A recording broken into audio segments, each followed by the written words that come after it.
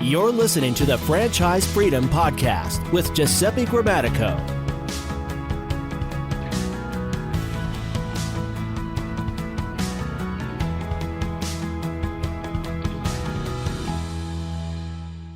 Welcome to the Franchise Freedom Podcast. I'm your host, Giuseppe Grammatico, your franchise guide, the show where we help corporate executives experience time and financial freedom via franchising. Thanks for joining us today.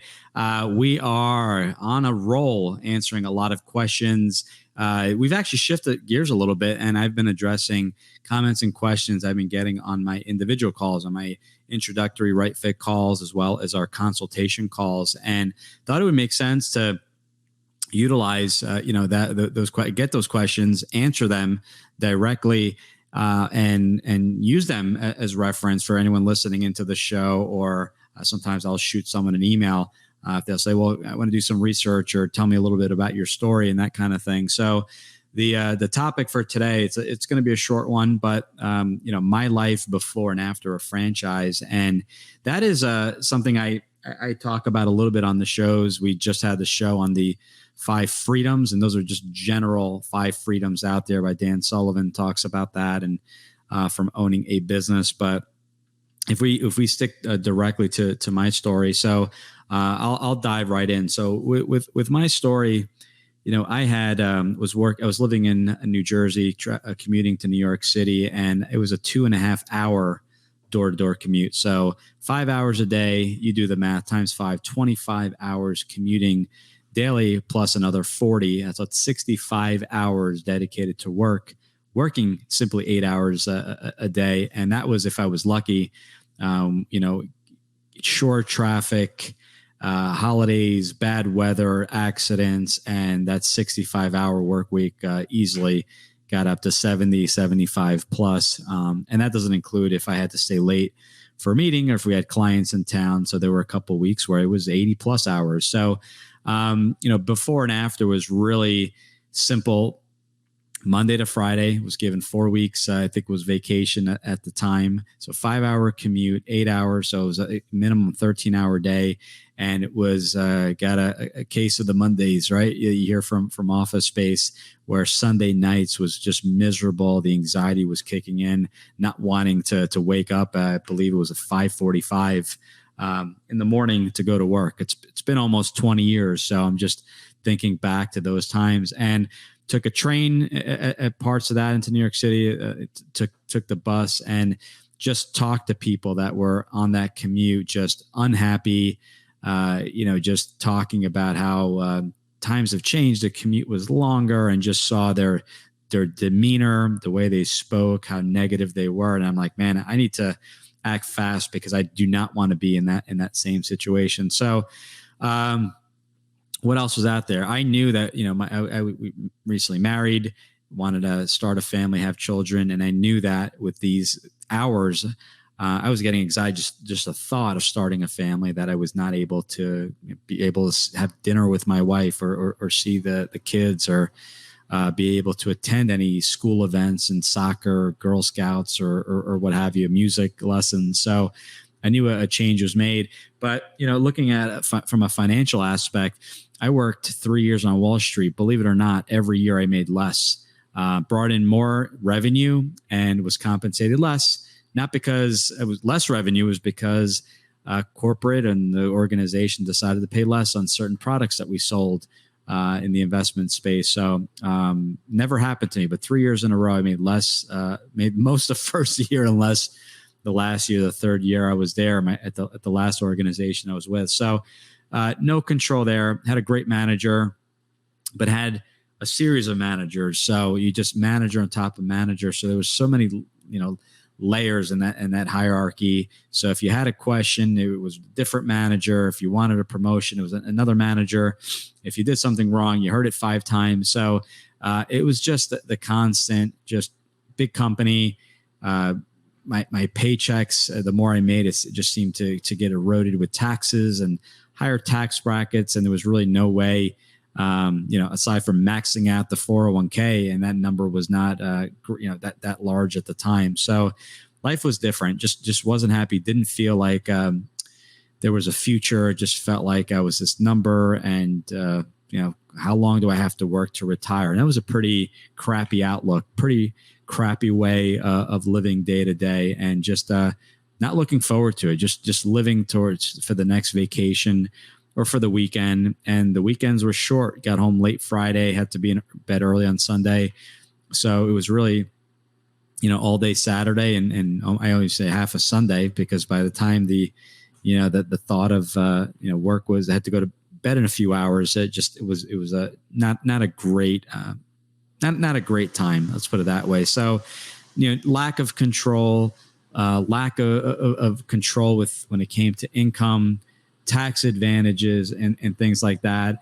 Was limited on vacation, the hours I had to work. I had to physically be in the office every single day. There was no option at all to work from home. At the time, they didn't even give us email access, at home, which I remember fighting for. And to be able to work on the weekends, I had to fight for that, and they would not give us access. And the shift happened when owning a franchise, and now the after, completely night and day. But with that being said, as a first time franchise owner, we were in the restaurant business prior. It took a little time. So I don't want you to think that this happened immediately, but starting a business, I left my job full-time, my full-time job, to run the business full-time. And, when we ran the business, it wasn't time freedom or financial freedom immediately. It took the first year to really learn the business. It was a different type of business, large territory that we invested in.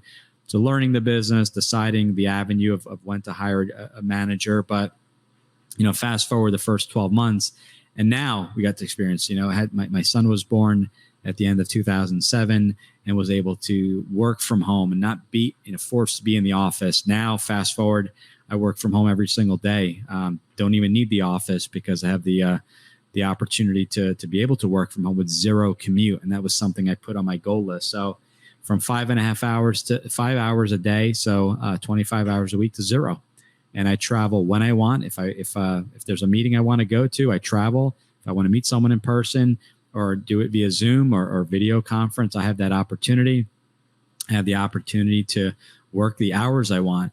I have the opportunity to bring on employees and staff or function on my own. The opportunity to take vacation and just block off my calendar. I don't need a reason anymore. Why vacation, personal day. If I want to take off the week to go fishing, if I want to take off the week to work on my business and not take calls or travel to Europe, so be it. It truly is your business. Now, keeping in mind, if you're always on vacation, you have to make sure the business is being run. And I have systems in place and things like that, and a CRM that follows up via email and assistance, with other things that I have working as far as follow up. So you need to make sure certain things are in place. But the difference is no commute, becoming a soccer coach, never missing a soccer game, never missing a school event, and pretty much never missing a family event. So always being there. So there's a huge difference there. And that was, if you've noticed, it's really the time freedom that I'd focus on, and financially, making a lot more than I was making back as an employee, and keeping a lot more of it, because as a business owner, there are obviously tax advantages of owning that business. I'm able to put away, I think, triple, what a W-2 employee can put away via a traditional 401k. Don't hold me to the exact number, but 2 to 3 times the amount. So there's, and there's other financial products that allow you to put away a lot more. So life is, although yes, it is your business and there's always going to be stressors there, but it's just simpler. I control my time.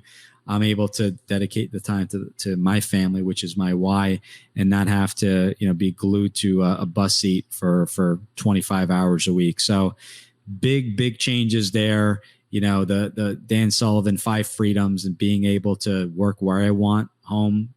My calendar's controlled. I just simply block off. If I have date night with my wife or lunch on Fridays, I block it out. No reason, just says I'm not available during those times. So I'm able to do that. If I want to jump over at 3:30 for a soccer game at the high school, see my son's game. I'm able to do that. Just block off the calendar. And that's one of the secrets I learned early on is get that calendar. And I live by that calendar, and I put all the personal stuff on there. So I put them the pillars or the boulders, the rocks where it's date night or lunch with my wife. It's all the soccer games and practices that I take the kids to.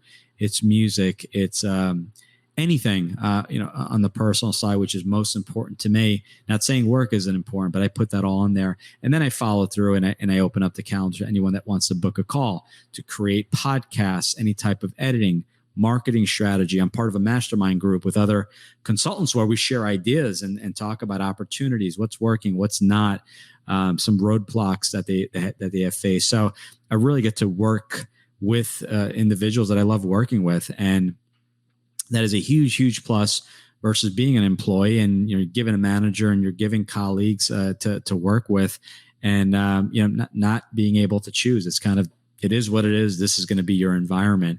I remember being stuck in a cubicle. I work from a home office, but back then in New York City, stuck in a cubicle, everyone can hear every single conversation you had, and that wasn't fun, especially the personal stuff, or if a sales call didn't go well and you hear comments from other people. So things are, I want to paint this picture that there's opportunity there, and life can be completely different. You don't have to be stuck in a job that you hate.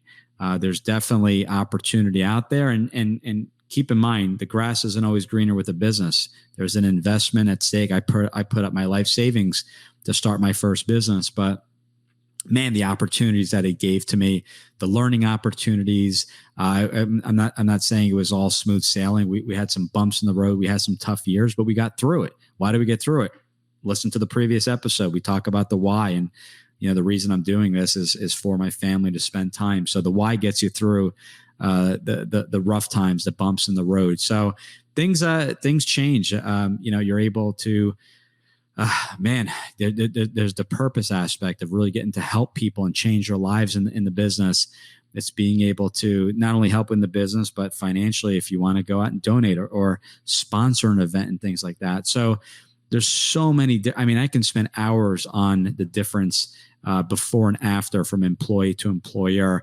And I will say the advantages are definitely there for those that are open to learning more and exploring more, whether it's a franchise or a startup business. But you owe it to yourself to really spend time with someone, whether it be myself or spend some time learning a little bit about business ownership, franchises. Not all fast food when it comes to franchises. There's plenty of franchises, 4,000 plus, 70 plus industries. I wrote a book, ggthefranchiseguy.com/book, goes right on my website. A book. It's the exact blueprint I used to found my franchise. I'm giving that to you. I documented it. I talk about what to look for, not to focus on the product or the passion, but to really focus on the skill set. The passion is geared more towards the why. The skill set is what's going to help you get through that business and become profitable. I talk about building a team, something that took me years to do. Accountants, CPAs, CFAs. You have your investment advisors, your attorneys, accountants, your franchise advisors and coaches. So we talk about so many different aspects in this 30-minute read of a book. I'm offering it to you for free. Take a look. There's no strings attached. There's nothing that we sell. All our services are completely free to you. And I encourage you to take a look and spend the 30 minutes. And if you prefer a hard copy, it's right behind me here on Amazon.com, called Franchise Freedom. By me, yours truly, Giuseppe Grammatico. And what we did is we put together about 6 podcasts, really diving deep, and we transcribed them, had a copywriter come in there, and we documented everything along the way. So take advantage of that. So if you prefer to read, take a look there. If not, you can. We have 150 plus episodes from the Franchise Freedom podcast, and I encourage you. When you're ready, you could book a call. This is our link. Click on the calendar link right on the website, and be more than glad, even if the timing isn't right, but you want to learn a little bit about franchising, schedule 20 minutes. I'll answer any questions you have. Maybe we'll put together a follow-up or a plan to talk in 6 months, in a year, when things are moving along. Maybe you're further along in your career. Maybe you got too much personal stuff on your plate. Maybe you're looking to put aside some more money for funding and liquidity so you can put a nice cash injection to the business. I encourage you to jump on that call. I'll definitely be able to help you out. You'll learn something new.